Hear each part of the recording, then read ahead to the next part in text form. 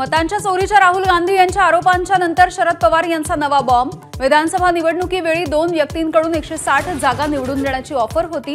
शरद पवार यांचा खळबळजनक दावा। राहुल गांधींच्या भेटीनंतर शरद पवार का बोलले? मुख्यमंत्री फडणवीसांचा खोचक सवाल।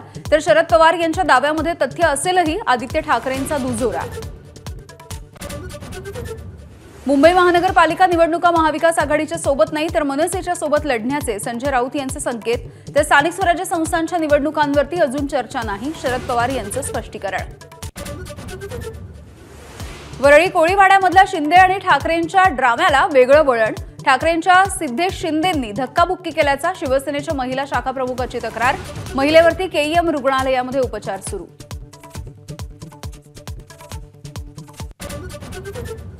रक्षाबंधनाच्या मुहूर्तावरती लाडक्या बहिणींच्या खात्यामध्ये 1500 रुपये जमा।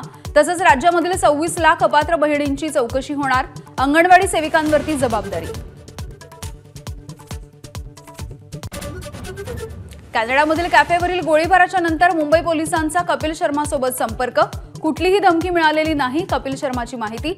अद्याप पोलिसांमध्ये तक्रारही दिली नसल्याची माहिती। जम्मू काश्मीरच्या कुलगाममध्ये 2 जवान शहीद। सलग 9व्या दिवशी दहशतवाद्यांसोबत चकमक। 11 जवान जखमी तर एका दहशतवाद्याचा खात्मा।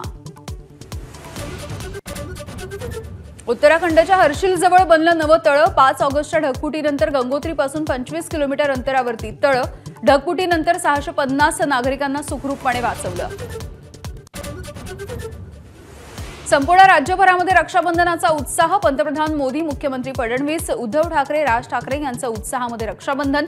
अनेक राजकीय नेत्यांच्या बहीण भावाचं अतूट नातं कॅमेरामध्ये कैद।